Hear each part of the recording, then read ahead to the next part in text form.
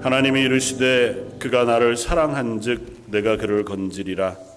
그가 내 이름을 안즉 내가 그를 높이리라. 그가 내게 간구하리니 내가 그에게 응답하리라. 그들이 환난 당할 때에 내가 그와 함께하여 그를 건지고 영화롭게 하리라. 내가 그를 장수하게 함으로 그를 만족하게 하며 나의 구원을 그에게 보이리라 하시도다. 아멘. 우리의 삶의 주인이시며 우리의 예배를 받으시고 우리 가운데 은혜 베푸시기를 기뻐하시는 하나님, 이 시간 하나님 앞에 나와 찬양과 경배를 올려드립니다. 저의 예배를 받으시고 하나님께 피하는 자들에게 복 주시는 하나님, 오늘 저희 예배가 하나님을 온전히 바라보는 시간이게 하시고 그 하나님께서 저의 심령 속에 말씀해 주시고 은혜 베풀어 주신 것들을 풍족히 누리게 하여 주옵소서. 모든 것들을 주님께 맡겨드리오며 모든 말씀 예수님 이름으로 기도드립니다. 아멘. 전능하사 천지를 만드신 하나님 아버지를 내가 믿사오며 그 외아들 우리 주 예수 그리스도를 믿사오니 이는 성령으로 잉태하사 동정녀 마리아에게 나시고 본디오 빌라도에게 고난을 받으사 십자가에 못 박혀 죽으시고 살아나시며 하늘에 오르사 전능하신 하나님 우편에 저희로서 산자와 죽은 자를 심판하러 오시리라. 성령을 믿사오며 거룩한 공회와 성도가 서로 교통하는 것과 죄를 사하여 주시는 것과 몸이 다시 사는 것과 영원히 사는 것을 믿사옵나이다. 아멘. 찬송가 27장을 함께 찬양하시겠습니다.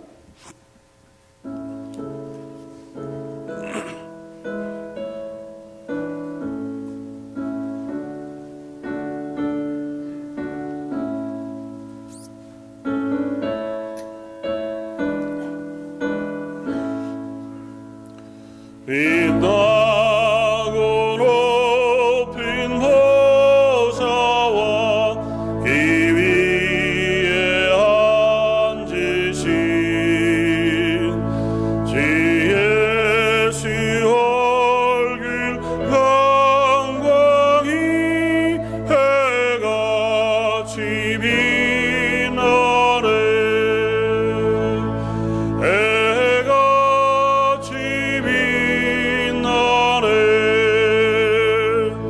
지극히 높은 위엄과 한없는 자비를 미 천사 소리 합하여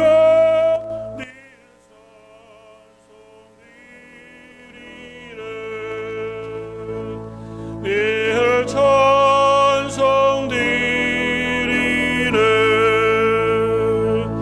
영직을 나를 살리려 이 영광 보나서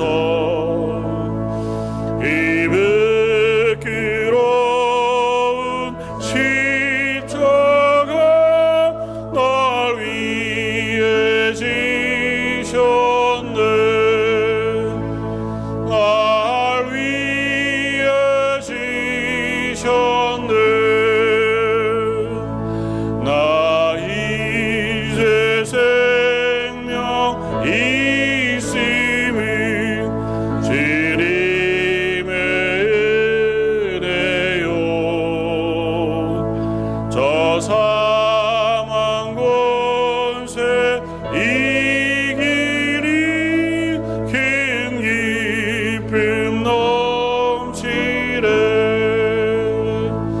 큰 기쁨 넘치네. 주님의 보좌 있는데 전한 몸이리라.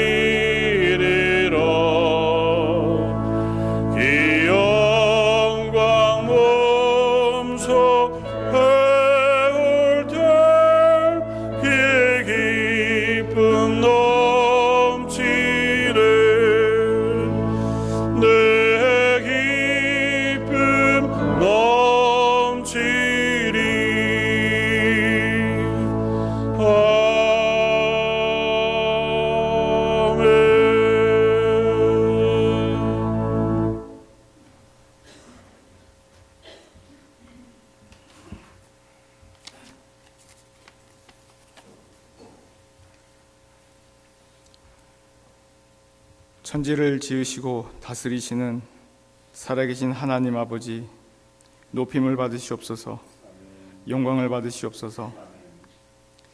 살아 역사하시는 전능하신 하나님 아버지 앞에 오직 주의 은혜로 저희가 섰습니다.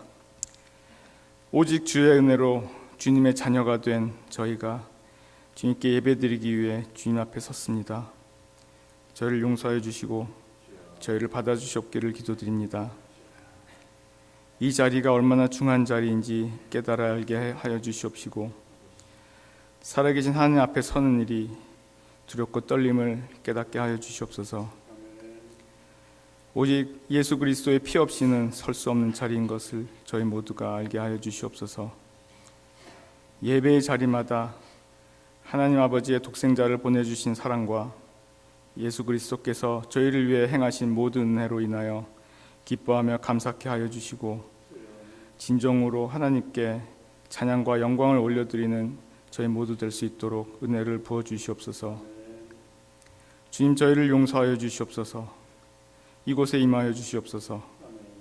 주님의 위엄으로, 주님의 영광으로 이곳을 덮어 주시옵소서. 주님의 임재 가득함 속에서 주님께서 비춰주시는 빛으로 저희 안에 발견되는 더러움에 회개의 통곡이 있는 예배, 깨끗함을 받은 기쁨이 있는 예배, 하나님을 만나는 환희가 넘치는 예배 되도록 여기 모인 한 사람 한 사람 위에 역사하여 주시옵소서. 저희의 약함을 아시오니 저희를 불쌍히 여겨주시고 저희의 죄를 용서하여 주시고 이러한 은혜를 부어주시옵소서. 온전히 주님의 사랑, 주님의 변치 않으시는 우리를 향하신 인자하심만을 바라봅니다. EM 청년들의 노숙자 사역을 위해 기도드립니다. 우리 청년들에게 런던의 노숙자들을 향한 마음을 주심을 감사드립니다. 주님께서 저희를 불쌍히 여기사 이 땅에 오신 것 같이 저들을 향한 불쌍히 여기는 마음이 우리 청년들의 발걸음의 원동력이 되고 저들을 향한 사랑이 이 사역을 강하게 이끌어가게 하여 주시옵소서. 우리 장년들도 같은 사랑의 마음으로 감동시켜 주사 여러 모양으로 청년들과 함께하고 사랑을 실천하도록 인도하여 주시옵소서. 또한 이번 목요일부터 있을 리페스펄 가운데에서의 전도와 찬양도 모든 일정을 세밀하게 인도하여 주시고 우리 청년들의 건강과 안전을 지켜주시고 모든 시간 속에서 온전히 하나님께 영광 올려드리도록 역사하여 주시옵소서. 모든 EM 청년들에게 성령의 충만함을 허락하여 주시고 주님의 사랑을 전할 때 주님께서 함께하심과 역사하심을 또한 체험하도록 은혜를 부어 주시옵소서. 열왕기서에 나오는 4명의 나병 환자들의 발걸음이 온 아람 군대를 도망하게 만들었듯이 저들의 내디는 발걸음에 이 땅을 뒤덮고 있는 악한 영들이 모두 떠나가는 역사를 소망하며 기도드립니다. 어려서부터 교회에 나와 하나님께 기도드리며 하나님의 말씀을 배우는 주일학교 우리 자녀들 위에도 축복을 부어 주시옵소서. 어려서부터 듣고 읽는 주님의 말씀이 이들의 가슴 속에 깊이 새겨지고 성장하는 모든 시간 속에서 방향을 알려주는 등대와 같이 풍랑 속의 닷과 같이 주님의 말씀이 이들을 인도하고 붙잡도록 은혜를 내려주시옵소서. 이들이 평생에 하나님을 사랑하며 하나님을 의지하여 부족함이 없도록 이들의 일생에 복을 주시옵소서. 병으로 고통받는 성도님들, 거동의 제약을 받고 계신 성도님들, 주님의 치유의 손으로 병을 고쳐주시고 거동의 자유를 허락하여 주시옵소서. 몸의 고통과 부자유 속에서도 주님과의 깊은 교제를 통하여 위로와 감사와 기쁨이 넘치도록 늘 함께하여 주시옵소서.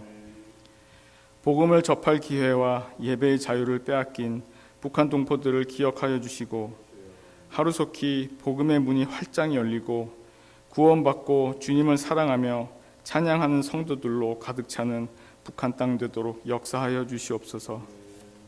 주님을 대적하는 모든 악한 세상의 세력들에 대하여 저희 모두 깨어 대적하고 기도하고 처신할 수 있도록 세밀하게 인도하여 주시고 모든 시간 속에서 하나님의 영광을 구하며 하나님을 사랑하고 말씀에 순종하는 저희 모두 되도록 인도하여 주시옵소서.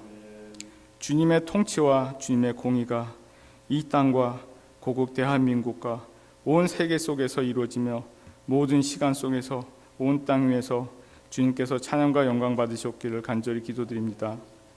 하늘과 땅의 모든 권세를 가지신 우리 주 예수님의 이름으로 기도합니다. 아멘.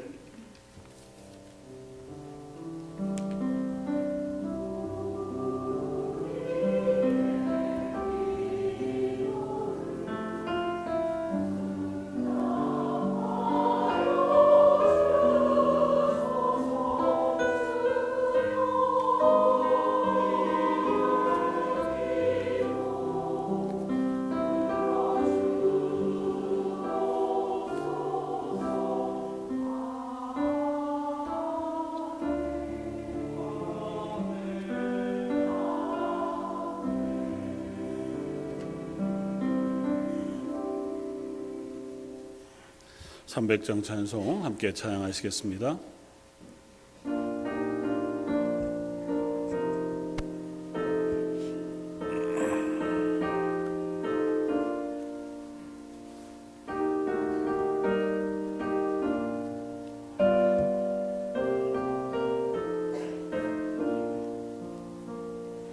내 맘이 낙심되며 근심에 눌릴 때 주께서 내게 오사 위로해 주시네. 가는 길 캄캄하고 괴로운 말이나 하며 내 짐을 지시네. 긴 해가 내게 족하네. 긴 해가 족하네. 이 괴로운 세상 지날 때 긴 해가 족하네. 희망이 사라지고 친구날 버릴 때 주 내게 속삭이며 새 희망 주시네. 싸움이 맹렬하여 두려워 떨 때에 승리의 왕이 되신 주 음성 들리네. 긴 해가 내게 족하네. 긴 해가 족하네. 이 괴로운 세상 지날 때 긴 해가 족하네. 원민이 가득 차고 눈물이 흐를 때 주께의 곁에 오사 위로해 주시네. 환난이 닥쳐와서 어려움 당할 때 진리의 능력이 원수를 이기래. 긴 해가 내게 족하네. 긴 해가 족하네. 이 괴로운 세상 지날 때 긴 해가 족하네.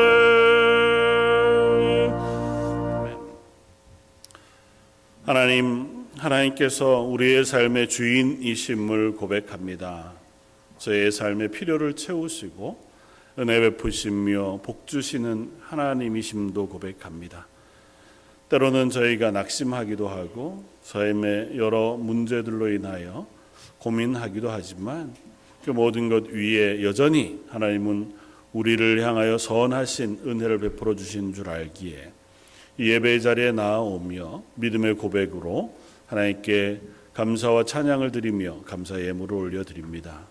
10의 1조로 주정 헌금으로 감사 예물과 또 선교 예물로 각종 기도의 제목을 담고 또 감사의 고백을 담아 하나님 앞에 올려드리오니 이 올려드리는 모든 기도와 예물을 받아 주옵소서. 아버지 하나님께 드린 물질들이 하나님의 영광을 위하여 쓰여지기를 원합니다.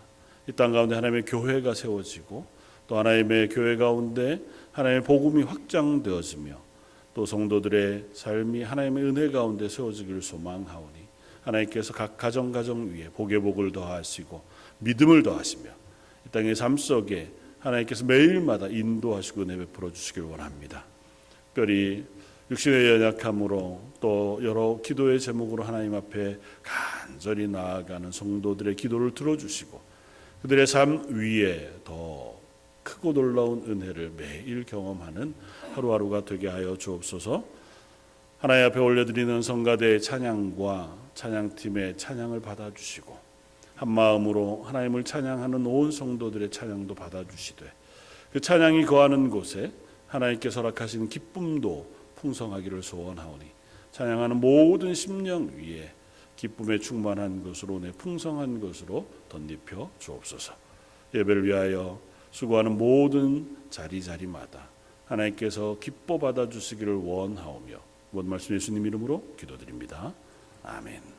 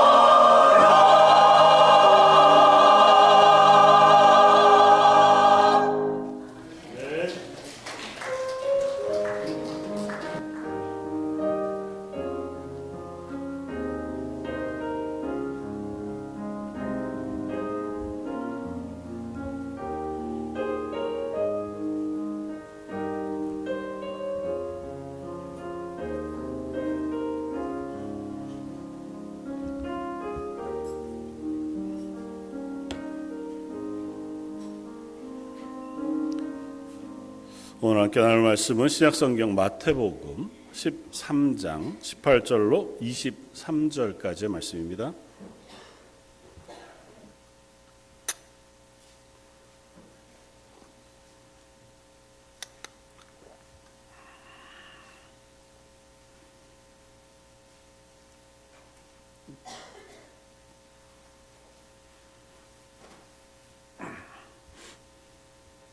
마태복음 13장 18절로 23절까지.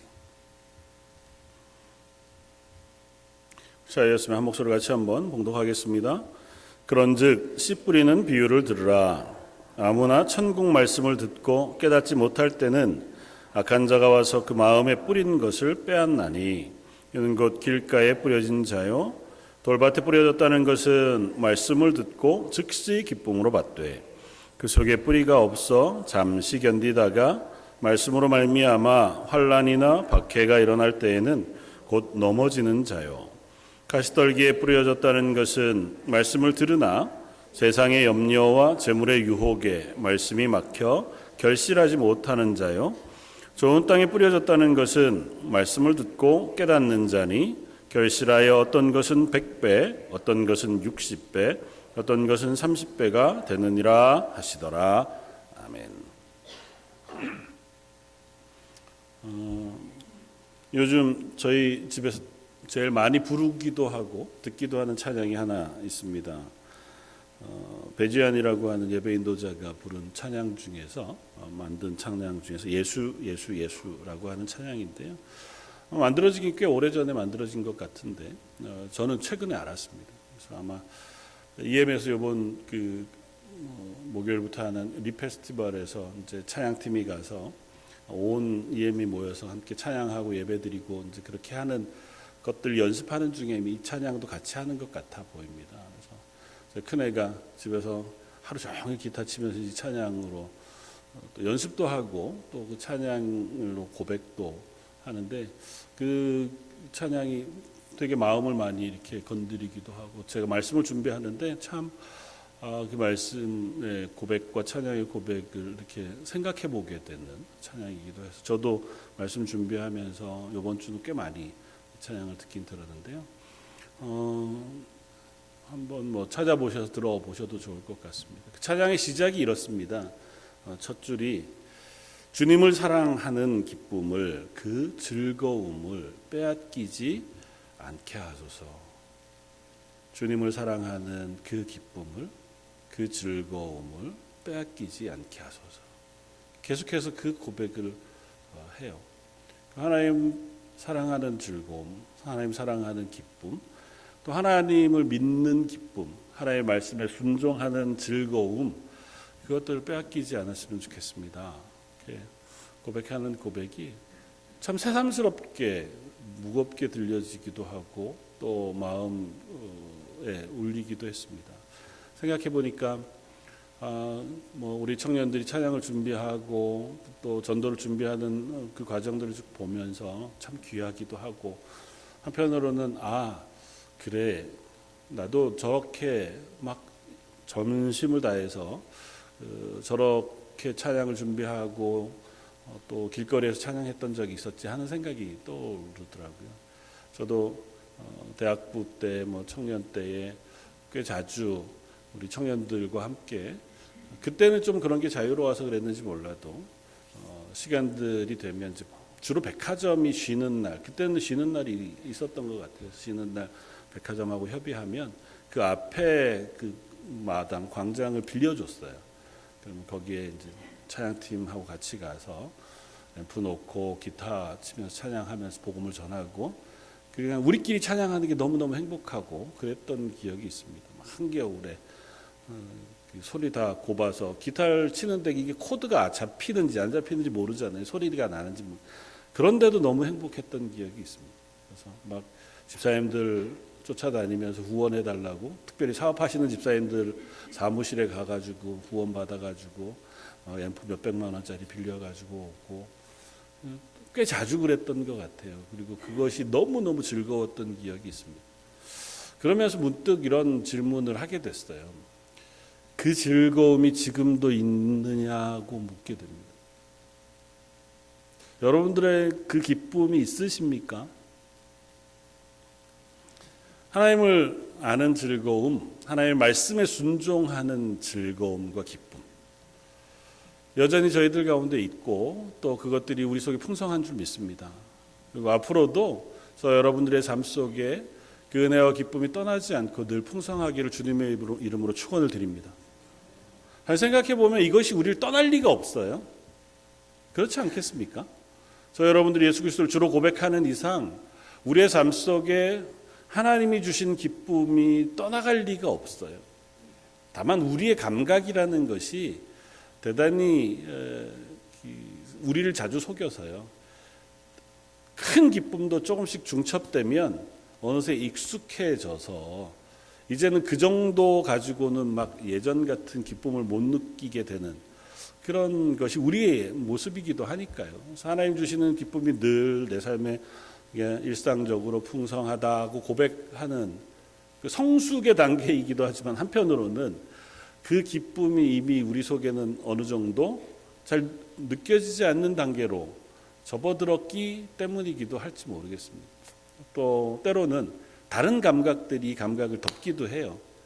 그러니까 기쁨이라는 감각, 하나님 주신 즐거움, 하나님의 은혜라고 하는 감각이 분명히 있음에도 불구하고 가끔은 뭐 두려움이든 슬픔이든 걱정이든 혹은 또 다른 욕망이 주는 쾌락이든 그런 것들이 그런 감각을 살짝 덮어버리면 그 기쁨에 대한 감각, 하나님의 은혜에 대한 즐거움의 감각이 약간 무뎌져 버리기도 하는 것이 사실인 것 같아 보입니다. 그래서 오늘 말씀을 통해서 우리 속에 이미 허락하시고 또 앞으로도 계속해서 주실 그 하나님의 말씀에 순종하는 기쁨과 그것으로 인한 은혜들을 다시 한번 생각해 보는 시간이었으면 좋겠다 생각이 돼요.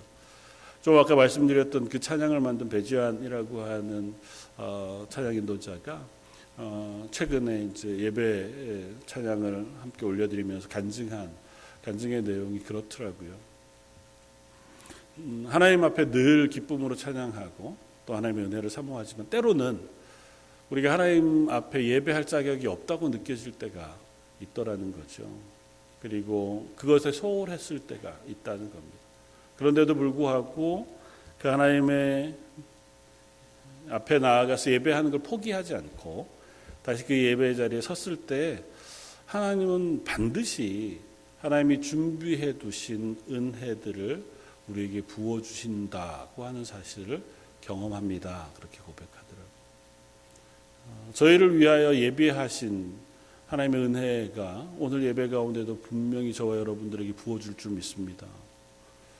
아브라함이 하나님의 말씀에 순종해서 아들 이삭을 번제물로 바치려고 모리아산까지 가고 모리아산 위에서 하나님 앞에 이삭을 잡으려고 하던 그 순간 하나님께서 아브라함의 눈을 열어서 보게 하십니다. 하나님이 친히 예비해 두신 제물을 보게 하시고 그 예물을 하나님께 드리면서 그것을 에벤에셀이라고 아브라함이 고백하여 올려드립니다. 하나님 말씀에 순종했을 때 그 순종으로 인하여 하나님이 친히 예비해 주신 은혜를 보게 하시는 거죠. 아브라함이 말씀을 듣고 고민하고 만약 순종하지 못했다면 하나님이 예비해 두신 그 은혜의 결과들은 경험하지 못했을 겁니다. 저 여러분들에게도 동일한 줄 압니다. 저 여러분들이 이 땅을 살아가는 동안 하나님은 매일마다 매 순간마다 우리를 위하여 은혜를 예비해 두고 계신 줄 믿습니다. 다만 그 예비해 두신 은혜를 우리가 경험하고 또 고백하고 받아들일 수 있는 비결은 말씀에 순종하여 하나님을 사모하여 하나님 앞에 설 때일 수밖에 없다는 사실을 깨닫습니다. 하나님의 말씀을 들어도 내가 순종할 수 없으면 순종하지 않으면 순종의 결과로 예비되어진 은혜는 우리가 받을 수 없는 거죠. 누릴 수 없는 겁니다. 그래도 괜찮을지 모르죠. 그리고 우리는 이미 그 시간들을 살아오고 있으니까요. 그러나 참 억울한 것은 하나님 지금 너무 많은 걸 예비해 주고 계시다는 거잖아요. 우리가 성가대 고백한 것처럼 또 우리가 늘 고백하는 것처럼 살아계신 하나님, 크고 놀라우신 능력의 하나님, 온 세상의 주인이신 하나님이 우리를 주목해 바라보시면서 예비해 두신 은혜, 그것들을 우리를 주고 싶어 하시는데 우리가 거기까지 가지 않으므로 우리가 그걸 누리지 못한다면 참 안타까운 일이고 억울한 일일 수 있겠다. 오늘 예수님이 비유로 말씀해 주시는 씨 뿌리는 자의 비유로 알려진 마태복음 13장의 비유의 말씀을 우리가 한번 살펴보면서 하나님의 말씀에 순종함으로 우리가 얻게 되어지는, 또 누리게 되어지는 기쁨과 감격에 대해서 한 번 더 묵상해 보면 좋겠습니다. 사실은 하나님의 말씀은 늘 우리 주변에 있습니다. 그리고 저와 여러분들은 기본적으로 그 말씀을 얼마든지 듣고 묵상하고 은혜를 받고 그것으로 인하여 주시는 기쁨을 누릴 수 있는 조건을 갖춘 사람들이, 여러분은 하나님의 말씀으로 인한 은혜의 풍성한 자리에 늘 계십니까? 하나님의 말씀이 주시는 기쁨이 여러분들의 삶을 풍성하게 채우고 계십니까? 저 여러분은 예수 그리스도를 주로 고백하고 구원받은 그리스도인이라고 하는 고백을 가지고 있는 사람들입니다. 그렇죠? 여러분들 예수님 믿으시죠? 예수님이 날 위하여 죽으셨다는 사실을 믿으시죠? 그로 인해서 하나님께서 우리에게 베풀어 주신 성령이 우리 속에 계시다는 사실을 믿으시죠? 이게 뭘 의미합니까? 지금 여기에 계신 분들 한 분도 예외 없이 우리의 심령 속에 성령이 계시다고 하는 사실을 믿습니다. 그 성령님이 여러분과 동행하고 계시다는 것들을 경험하십니까?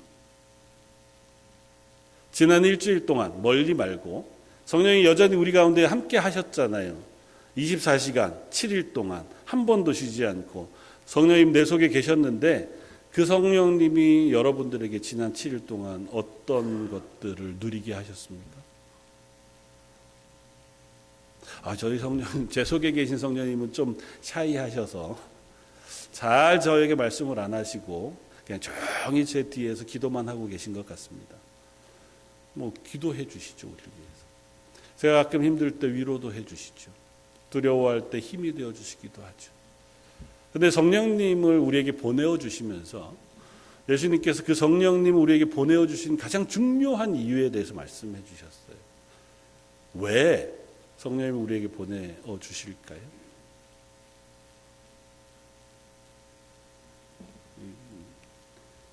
보혜사 성령을 기다리라고 말씀하시고 그가 오면 그가 어떻게 해요?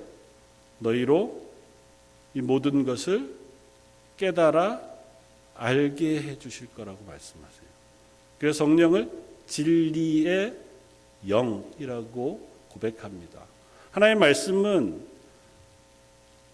가끔은 숨겨진 것 같아 보여요. 오늘 본문 말씀이 비유로 되어져 있는 이유에 대해서 예수님께서 말씀하시면서 동일하게 말씀하시는데 한번 배경에 대해서 그렇게 한번 생각해 보면 이렇습니다. 예수님이 공생의 사역을 시작하셨어요. 가시는 곳마다 하나님의 말씀을 선포하셨습니다. 그 말씀에는 권세가 있었고 지혜로웠습니다. 듣는 사람들이 모두 놀랄만 했어요. 그러니까 하나님의 말씀을 들으면 연잇 그때 당시에 유명한 신학자들 혹은 말씀 사역자들, 요즘으로 따지면 말씀 정말 잘하시는 목사님들과도 비교가 안 될 만큼 들으면 귀가 확 열릴 만큼 와, 저렇게까지 놀라운 말씀을 전하시나 싶어서 예수님의 말씀을 들었다고 성경은 기록해요. 그 사람들이 다 하나님의 말씀의 은혜로 구원받은 하나님의 자녀가 되었다. 고 말하지 않습니다. 예수님의 말씀을 그렇게 많이 들었어요. 말씀만 들은 게 아니고요. 우리가 보면 놀랄 만큼, 부러울 만큼 예수님이 행하시는 기적도 보잖아요. 죽은 사람이 살아나는 걸 봅니다. 따라다니던 사람 중에는 예수님이 기적으로 행하신 오병이어의 이적, 그 떡도 먹고 고기도 먹고, 와, 그 기적도 보았잖아요. 한 번도 아니고 두 번, 하나님께서 여러 번 예수님을 통하여 허락하시는 은혜와 그 구원의 말씀을 들었음에도 불구하고 그들은 듣고 기뻐하고 예수님을 쫓아는 다녔으나 그 말씀으로 인한 순종의 자리, 결국은 그리스도인 하나님의 자녀가 되는 자리에 이른 사람은 그리 많지 않았다는 거죠. 뭘까요? 왜 그랬을까요? 저희들에게 이미 성령을 부으셔서 하나님의 말씀을 읽기만 하면 하나님의 말씀을 깨달아 하는 지혜를 허락해 주시고 하나님의 말씀의 은혜를 우리에게 부어주시겠다고 약속하시는데 왜 우리는 그 은혜를 매일매일 풍성하게 못 누리는 걸까요? 비결 단순합니다. 성경 안 읽으니까요. 하나님의 말씀을 듣지 않으니까요. 이 책망이 아니고요. 그냥 현상을 얘기하는 거예요. 저와 여러분들 다 포함해서 약속하셨는데 거기까지 안 가면 그걸 발견할 길이 없어요. 아브라함에게 준비하신 예물 에벤에셀의 그 놀라운 은혜를 예비해 두셨어요. 아브라함이 하나님의 말씀을 듣고 순종합니다. 그런데 모리아산까지 갔어요. 3일 동안 열심히 걸어서 갔는데 그 앞에서 올라갈 생각을 하니까 마음이 너무 어려운 거예요. 이 귀한 아들을 하나님이 어떻게든 하시겠지만 그렇다고 내 손으로 죽여가지고 번제로 드리는 거 이게 아무리 생각해도 납득이 안 돼요. 그래서 하나님, 제가 여기까지는 왔으나 더 이상은 못하겠습니다. 그랬다면 아브라함에게 예비하신 에벤에셀의 그 놀라운 은혜를 아브라함이 누릴 수 없죠. 발견할 수 없죠. 또 다른 기회가 있었겠죠. 적어도 그때에 하나님 예비하신 건 못 누리는 거죠.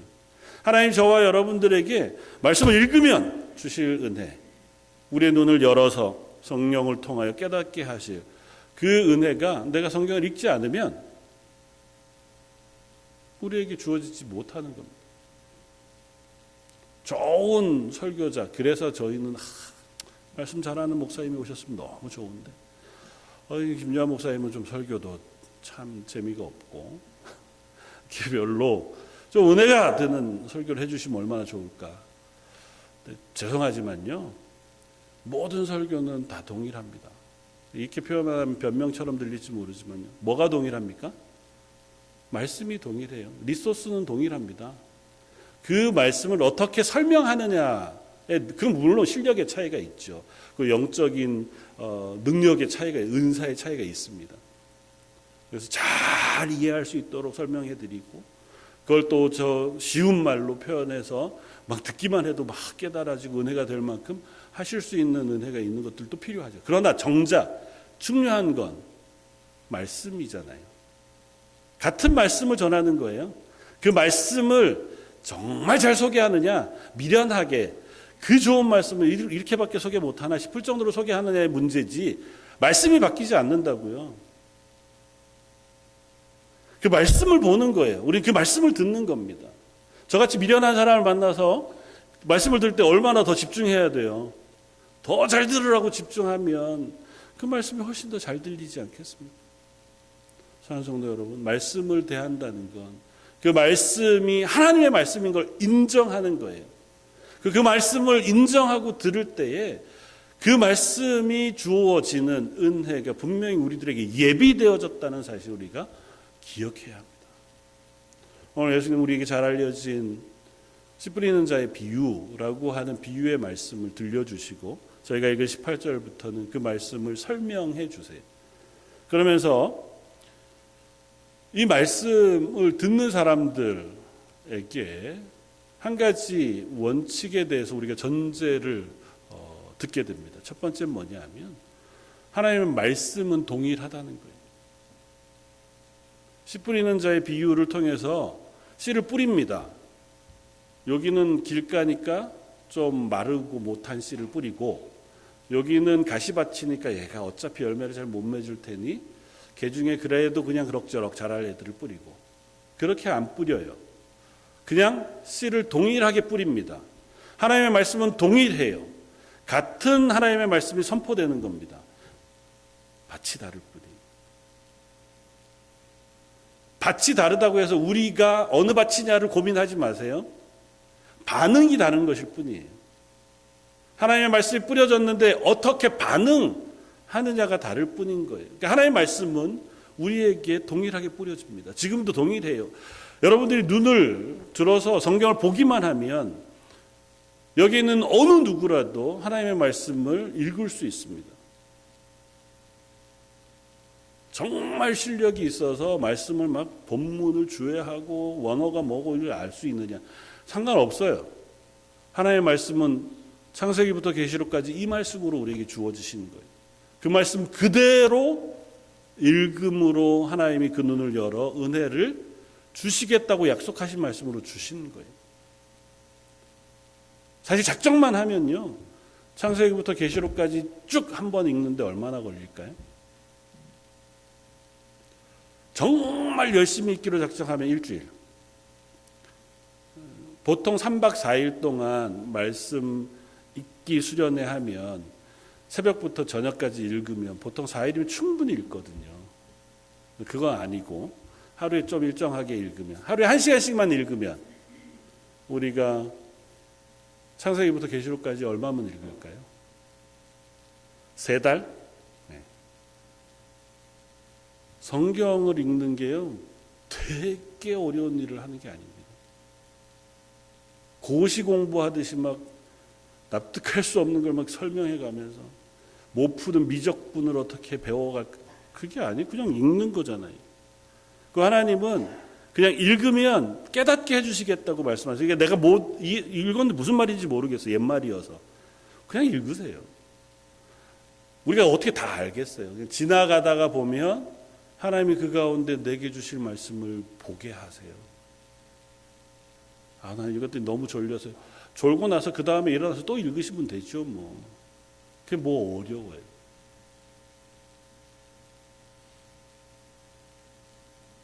매일매일 저희가 한 장씩 말씀 묵상을 보내드렸는데 드디어 이번 주면 처음부터 끝까지 다 읽습니다.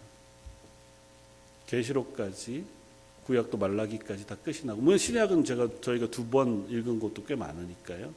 저희 해도 제가 처음 보내드린 때부터 이번 주 지금 스가랴 말씀을 마무리하고 있는데요. 스가랴 말라기가 끝이 나면 성경 1독 하시는 거예요. 성경을 읽는 건 어렵지 않습니다. 난 눈이 어두워서 틀어놓고 들으셔도 되죠. 뭐가 그렇게 어렵겠어요. 같은 말씀을 우리가 듣습니다. 그 말씀은 하나님이 생명으로 주신 말씀이에요. 다만 그 말씀을 듣고 반응이 다를 뿐이에요. 오늘 본문에 4가지의 밭이 있다고 예수님이 비유로 말씀해 주십니다. 말씀을 듣는 사람들은 그 말씀에 여러 가지 모양으로 반응합니다. 크게 보면 딱 2가지이긴 하지만 비유해보자면 첫 번째는 어떤 밭이요? 길가에 떨어져 버린 씨와 같다. 18절 19절에 아무나 천국 말씀을 듣고 깨닫지 못할 때는 악한 자가 와서 그 마음에 뿌려진 것을 빼앗나니 이는 곧 길가에 뿌려진 자요 라고 말씀하셨어요. 그냥 길가에 딱딱한 길에 뿌려지면 그게 땅에 씨앗을 뿌리를 내리고 자라는 게 불가능하잖아요. 그러니까 그런 씨들은 주로 뭐가 먹습니까? 새들이 와가지고 그냥 먹고 나면 끝이 나는 씨앗이 되어버리는 것처럼 하나님의 말씀이 동일하게 우리에게 들려져요. 근데 우리가 마음이 그 말씀을 전혀 들을 마음이 아니야. 귀로 듣고 귀로 빠지는 말씀. 좋은 유행가 듣는 거랑 비슷한 것처럼 한번 들으면 귀 속에서는 듣고 와 재밌네 즐겁네 혹은 와 좋다 그러고 나서 끝. 우리의 마음에 그 말씀이 들려지지 않으면 그 말씀은 우리에게 아무런 변화를 일으키지 않는다는 겁니다. 그리고 그걸 이 세상 권세 잡은 악한 세력이 기뻐합니다. 우리가 말씀을 듣는 걸 방해해요. 어떤 식으로든. 그래서 그 말씀을 들어도, 말씀을 읽어도 무슨 생각, 무슨 말씀인지 알지 못하도록 방해할 수 있으면 얼마든지 방해합니다.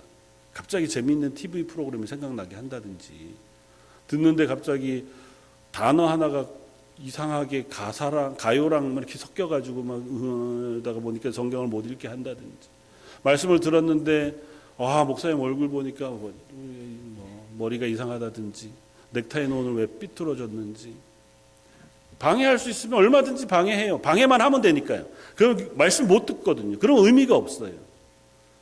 소리가 혹은 활자가 내 눈앞에 있고 내 귀에 들려도 그게 의미로 내게 전해지지 않으면 그건 사라지고 마는 말씀일 수밖에 없어요. 예수님이 전하잖아요. 예수님의 말씀 얼마나 권위가 있었겠습니까? 그런데도 그 말씀을 듣고 그냥 휘발해버리는 수많은 사람들이 있었습니다. 심지어 앞에 12장에 11장에 보면 예수님의 말씀 전하는 것 때문에 불만을 품고 어떻게든 예수님을 죽여야겠다 작정한 사람들이 있습니다. 심지어 말씀을 잘 지킨다고 하는 바리새인과 서기관들. 하나님의 말씀을 들었는데요. 그 말씀을 듣고 분노가 생겼다니까요.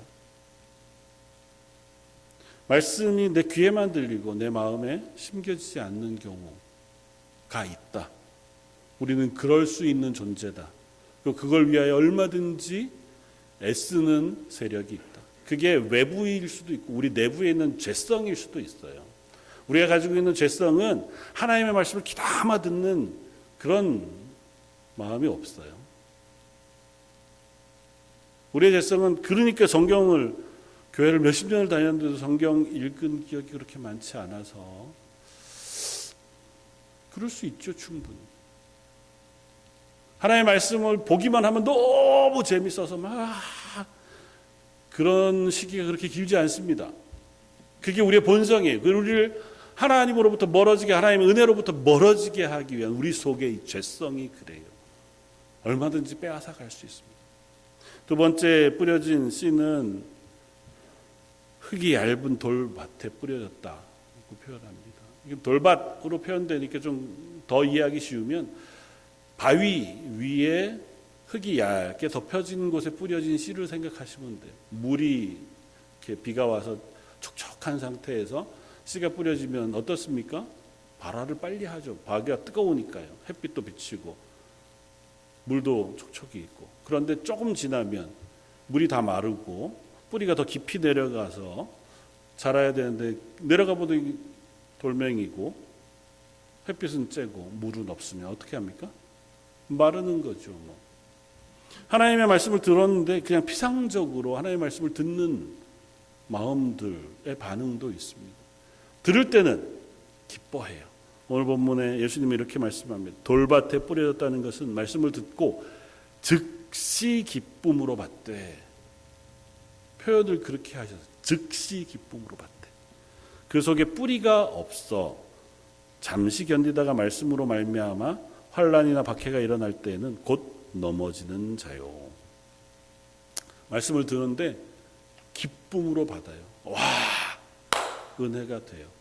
그리고 그 말씀이 막 그래서 SNS에 카톡 프로필에 막 올려서 그렇지 그랬는데 순식간에 상황과 형편과 내 환경이 그 기쁨을 빼앗아가요.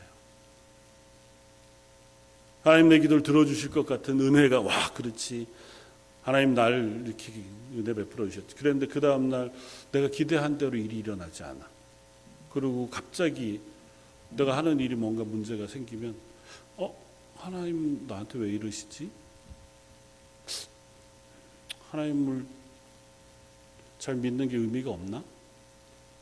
신앙생활하는 게 나한테 큰 도움이 안 되나? 열심히 기도해봤자 큰 소용이 없나? 막 그게 어려운데도 내가 이번 주에는 얼마나 기도하려고 애쓰고 교회에 가서 예배 드리려고 했었는데 그래도 이렇게 변화가 없으면 하나마나 똑같은 거 아닌가? 안 했더니 차라리 낫네? 그게 나를 바꾸는 거예요. 그 말씀은 사실 변하지 않거든요. 그 말씀이 주시는 은혜도 변하지 않습니다. 그런데 상황이 그것들을 온전히 받아들이지 못하게 해요. 혹은 내 마음이 그것들을 거부하기도 합니다. 말씀을 듣긴 듣는데 요거는 내가 이해할 수 있으니 받고 요거는 내가 이해할 수 없으니 이거는 제껴두고. 그러면 하나님의 말씀을 듣는 걸 정하는 걸 누가 해요? 내가 해요. 말씀을 재단합니다. 그래서 내가 들을 만한 건 듣고 내가 좋아하는 건 듣지만 그렇지 않은 건 안 들어요. 그건 하나님의 말씀을 안 듣는 거죠. 내가 취사 선택해서 들을 만한 것만 듣고 나머지는 나는 안 들을 거야 하면 그건 불순종이에요. 하나님의 말씀에 열심히 순종해야지 그러다가 이 부분은 내가 잘 안 되는데 요거는 좀 제껴두고 불순종이죠. 순종과 불순종에는 50% 순종이라는 건 없습니다. 그렇잖아요. 하나님의 말씀에 순종한다는 것, 하나님의 말씀을 듣고 말씀에 반응한다는 건 듣고 순종할 거냐 그렇지 않을 거냐로 나뉘어질 뿐이에요. 잠깐 즐겁고 기뻐하다가 금방 그것들을 내가 놓쳐버리는 것은 결국은 열매 맺지 못하는 것에 불과할 뿐이에요. 세 번째는 가시덤불에 뿌려진 씨라고 표현합니다. 예수님 말씀을 이렇게 하십니다. 22절에 가시떨기에 뿌려졌다는 것은 말씀을 들으나 세상의 염려와 재물의 유혹에 말씀이 막혀 결실하지 못하는 자다. 똑같은 땅에 잘 뿌려졌어요. 뿌리도 깊이 받고 잘 자랍니다. 키가 크고.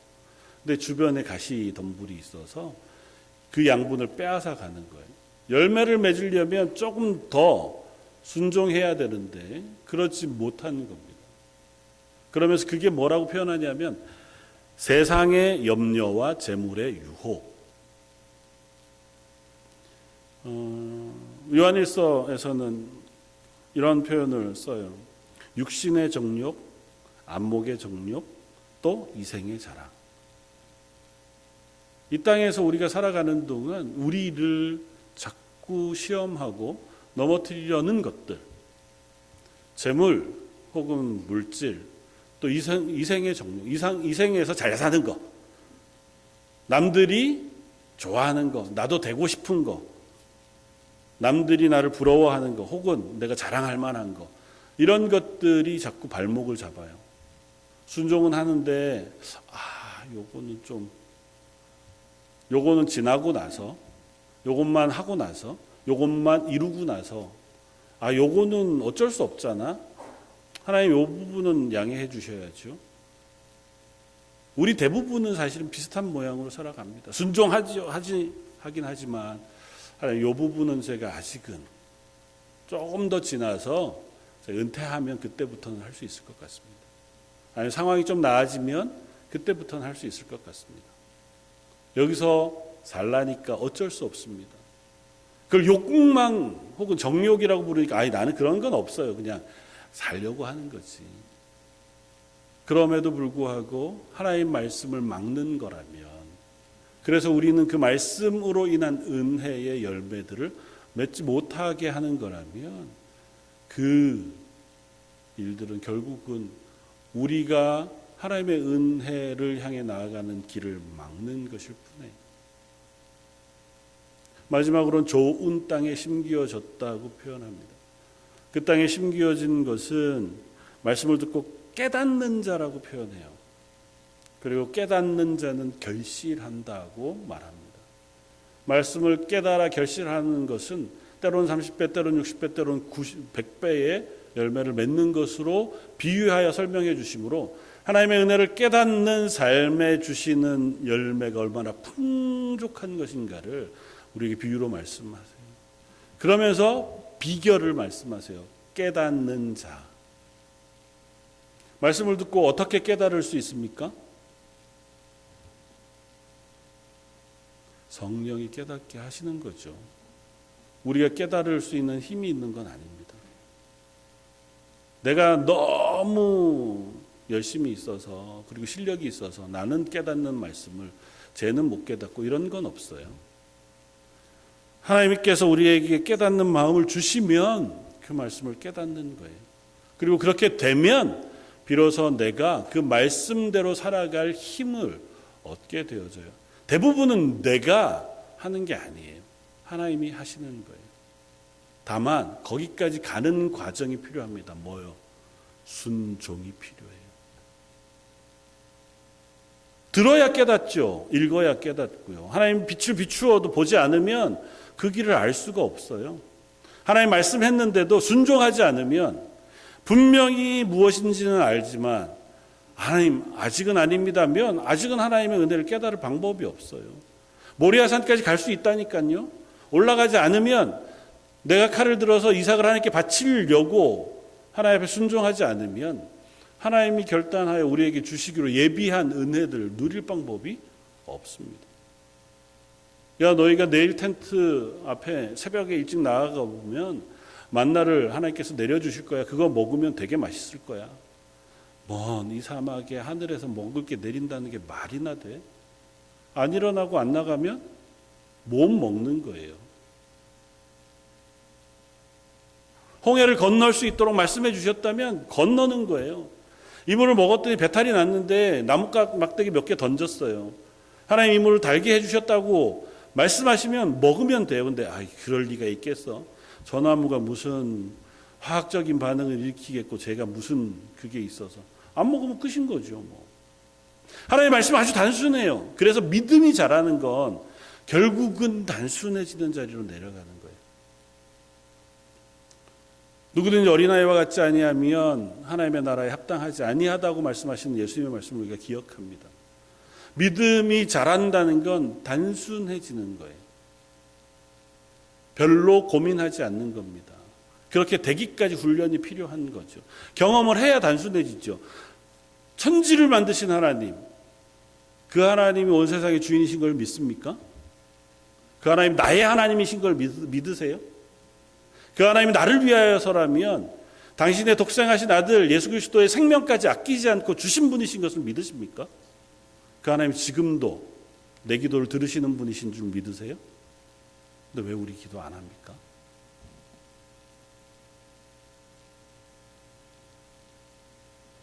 세상에 어떤 아버지가 아들이 떡을 달라고 하면 돌을 주겠으며 생선을 달라 하는데 독사를 줘서 괴롭히는 아버지가 있겠느냐고요. 인간 아버지도 그러한데 하물며 하늘에 계신 너희 아버지일까 보냐. 너희가 기도하면 가장 좋은 것으로 응답해 주시지 않겠느냐. 우리의 믿음은 그거잖아요. 하나님 살아계십니다. 하나님 나를 위해서라면 무엇도 아끼시지 않는 하나님이신 줄 믿습니다. 정말이요? 정말 믿냐고요. 그 믿음이 내 삶에서 순종이 되냐고요. 제가 믿기는 하지만 알기는 하지만 또 사는 건 다른 문제여서요. 요즘 21세기 얼마나 복잡한데. AI가 있는 세상에 하나님 그렇게는 작동하지 않습니다. 요즘은 좀 다른 방식으로 작동해야 돼서요. 그렇습니까? 얼마나 단순해요, 믿음이라는 건. 어린아이는 아주 단순합니다. 배고프면 울고요. 울면 젖 먹여주면 그럼 행복하고요. 하나님을 안다는 건 단순해요. 하나님의 은혜에 예비되어진 것들을 누리는 건 단순합니다. 순종하면 돼요. 불가능해 보여? 불가능해 보이는 게 뭐 어때서요? 그건 우리의 시선이지 하나님의 시선은 아니잖아요. 목사님 다 아는데 했다고 해서 딱 그렇게만 안 됩니다. 그렇죠. 내가 기대한 대로는 안 될 수 있죠. 하나님이 작정하신 대로 되어지실 거예요. 그 시기도 내가 원하는 시간. 하나님 이렇게 순종하면 이번 주 말까지 제가 원하는 요게 이렇게 되면 하나님 제 기도에 응답하신 걸로 믿겠습니다. 그건 하나님의